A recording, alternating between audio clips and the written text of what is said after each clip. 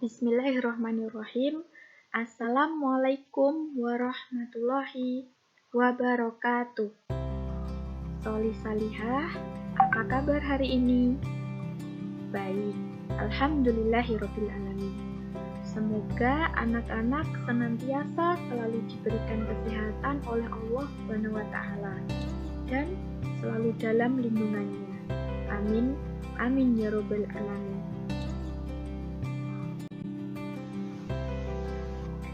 Masih semangat anak-anakku? Harus semangat ya, dalam menuntut ilmu harus semangat. Karena dengan kalian semangat menuntut ilmu, insya Allah dipermudah oleh Allah jalan menuju surga. Amin. Soli dan salihah, insya Allah hari ini kita akan melanjutkan pembelajaran kita yaitu Sirah Nabawiyah. Bagian 1 tentang mazhab Rasulullah Muhammad SAW. Sebelum belajar, marilah kita membaca doa terlebih dahulu. Semoga dalam menuntut ilmu kita belajar dipermudah oleh Allah SWT. Marilah kita awali dengan ta'awudz, kemudian doa sebelum belajar. A'udzu billahi minasyaitonir rajim. Bismillahirrahmanirrahim. Raditu billahi rabba wa bil islami dina wa bi Muhammadin nabiyya wa rasula. Rabbi zidni ilman warzuqni fahma. Baik anak-anakku, langsung kita mulai nggih.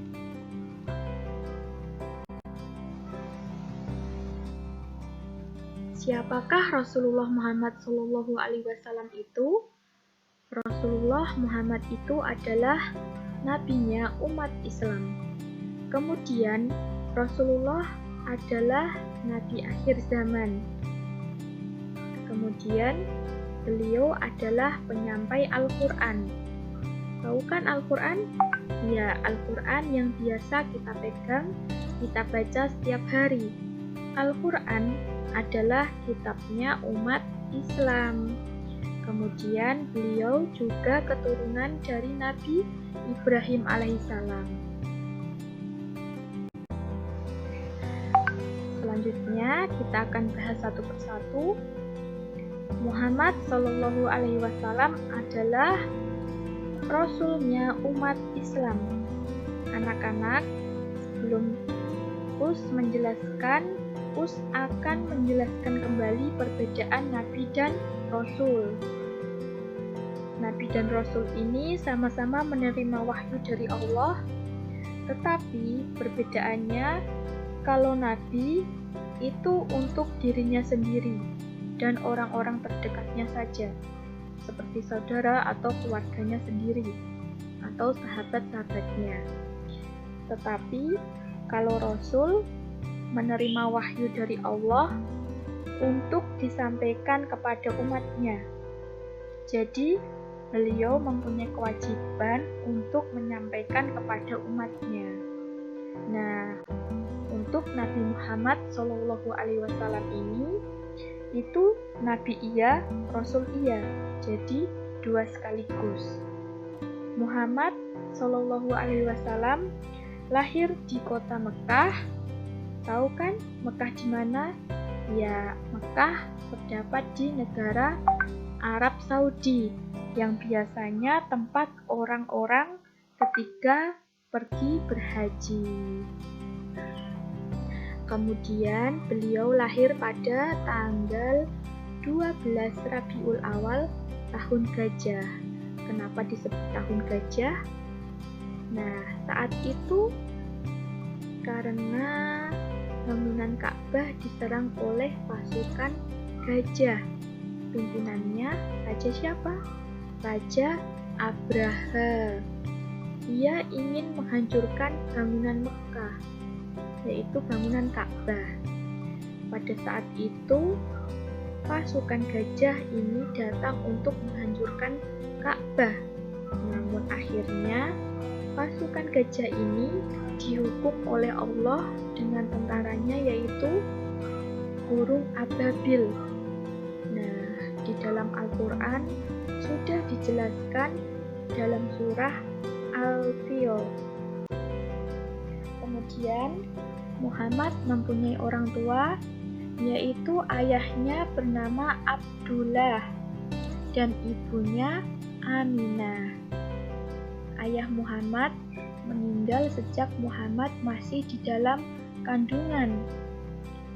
Nah, pada saat itu usia kandungannya baru sekitar 6 bulan. Jadi ketika Rasulullah lahir, beliau sudah menjadi anak yatim, tidak mempunyai ayah. Selanjutnya, Nabi Muhammad SAW adalah Nabi yang diutus untuk seluruh umat Islam. Tidak hanya di Mekah, tetapi untuk seluruh umat di bumi. Baik anak-anakku, selanjutnya Nabi atau Rasul akhir zaman. Jadi setelah Muhammad tidak ada Nabi dan Rasul. Kalau ada yang mengaku sebagai Nabi, berarti dia tidak mengikuti risalah Rasulullah SAW.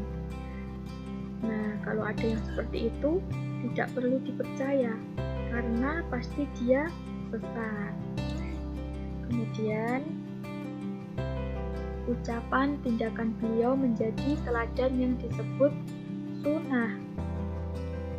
Ya, ucapan tindakan beliau itu sudah menjadi teladan. Sebisa mungkin kita untuk mengikutinya atau mencontohnya. Contohnya, makan sambil duduk, pakai tangan kanan, tidak berbicara sambil makan, dan lain sebagainya. Semuanya insya Allah sudah diajarkan dari teladan Rasulullah. Kemudian ajarannya berlaku sampai kiamat atau akhir zaman.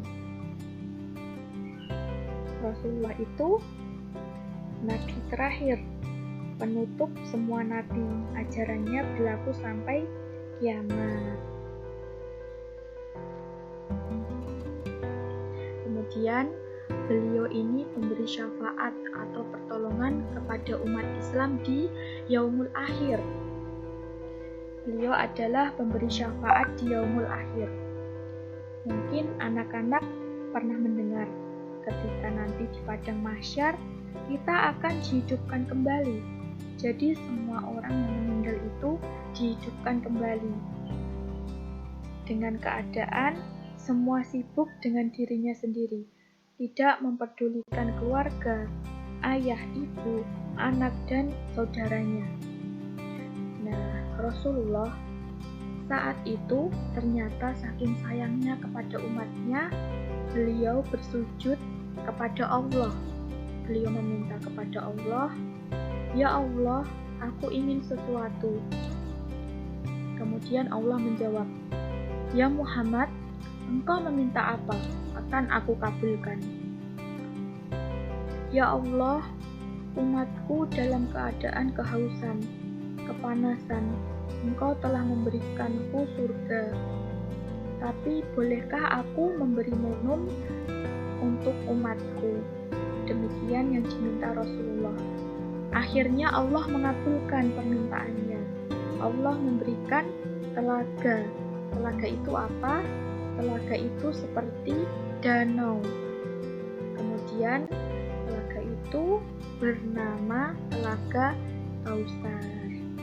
Nah, siapa saja yang bisa minum di sana? Yaitu umat Rasul yang mengikuti risalahnya atau yang beriman.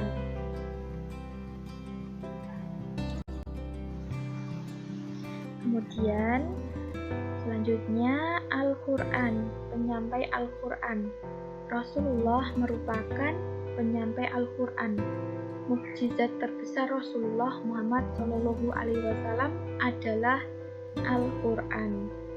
Kemudian di dalam Al-Quran itu sudah komplit, nak. Artinya Al-Quran menerangkan dan menyempurnakan kitab-kitab terdahulu seperti kitab Injil, Taurat, Zabur. Itu semua sudah diterangkan di dalam Al-Quran.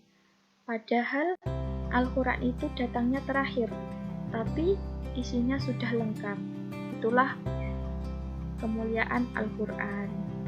Dengan adanya hal tersebut, kita wajib untuk mengimaninya dan melaksanakan isinya.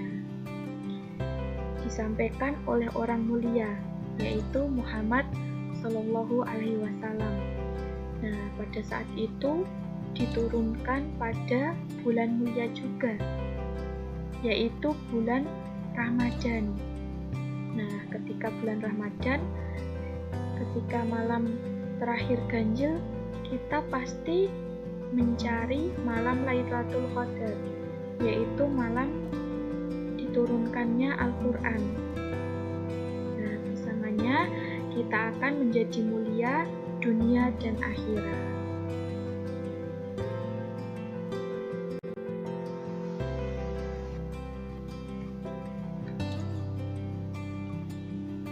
Kemudian keturunan Nabi Ibrahim alaihissalam. Ada hadis riwayat Muslim yang mengatakan bahwa Rasulullah pernah berkata, sesungguhnya Allah Subhanahu wa Ta'ala telah memilih Kinanah dari keturunan Nabi Ismail alaihissalam dan memilih Quraisy dari keturunan Kinanah dan memilih Bani Hashim dari keturunan Quraisy dan memilihku dari keturunan Bani Hashim. Hadis riwayat Muslim. Maksudnya apa, Nak? Maksudnya memilihku? Ku itu maksudnya yang berbicara adalah Nabi Muhammad. Nabi Muhammad dari keturunan Bani Hashim. Nah, Bani Hashim ini dari keturunan Quraisy.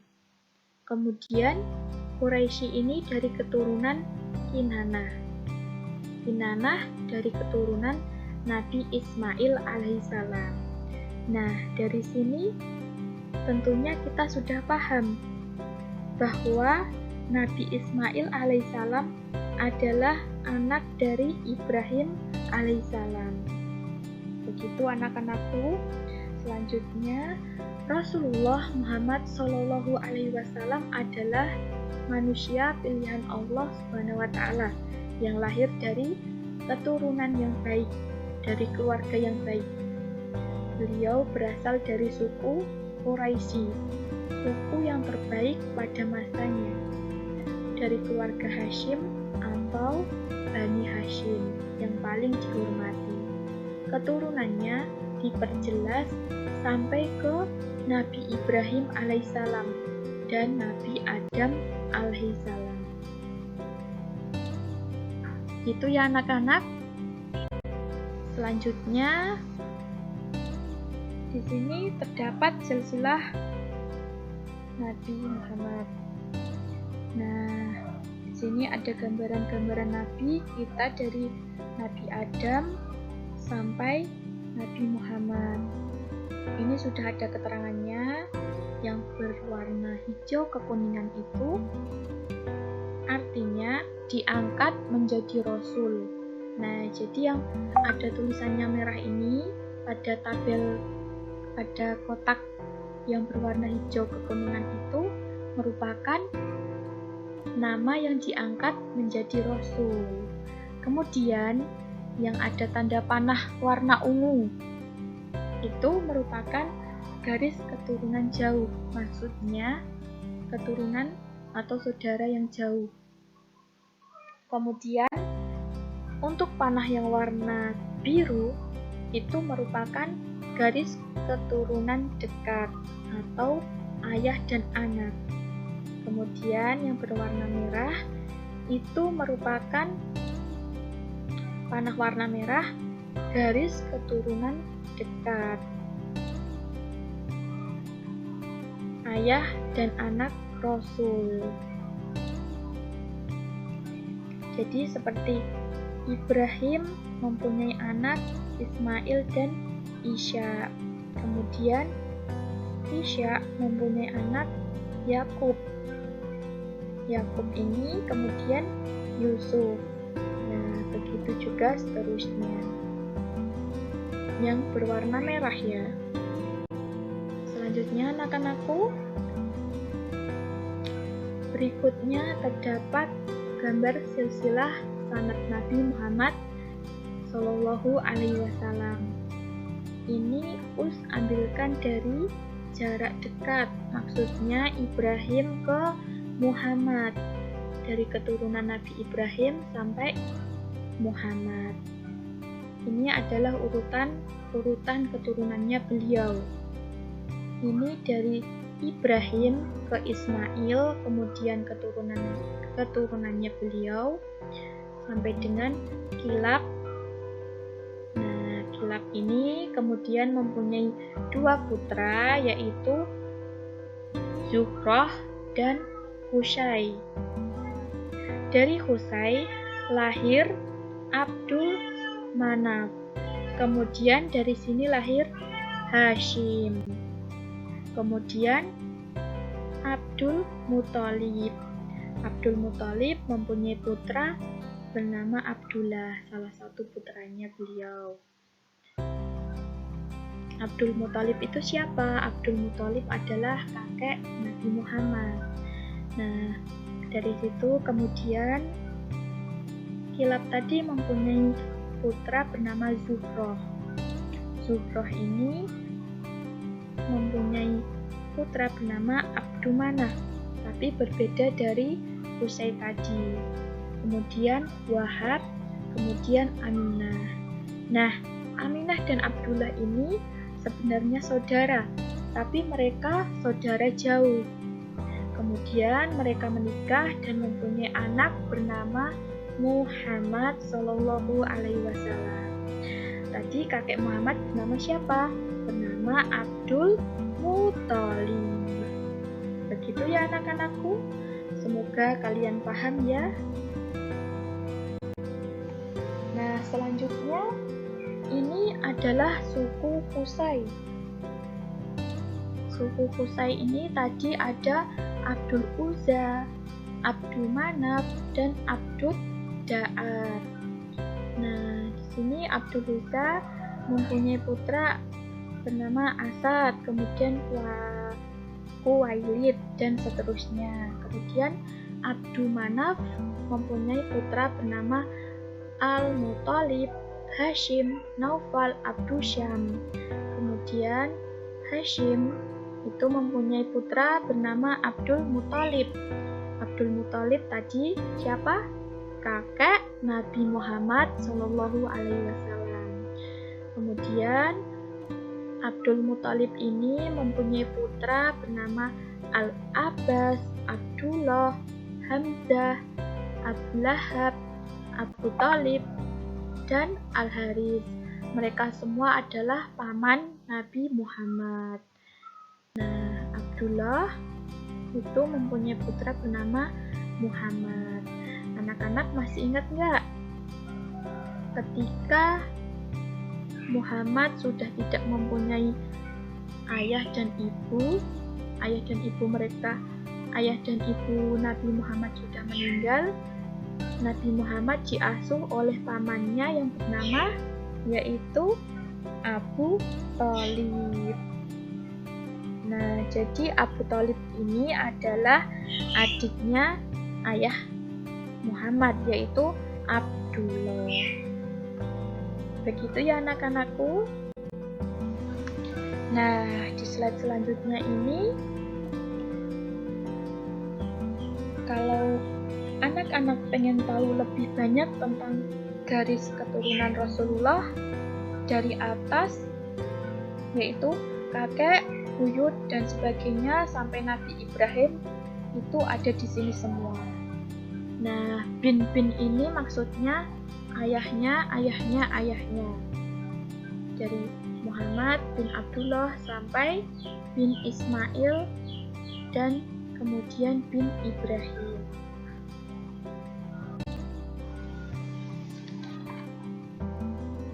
Gitu ya anak-anak, itu tadi sedikit pemaparan untuk materi hari ini tentang sejarah dari nasabnya Muhammad Shallallahu Alaihi Wasallam. Semoga kalian sudah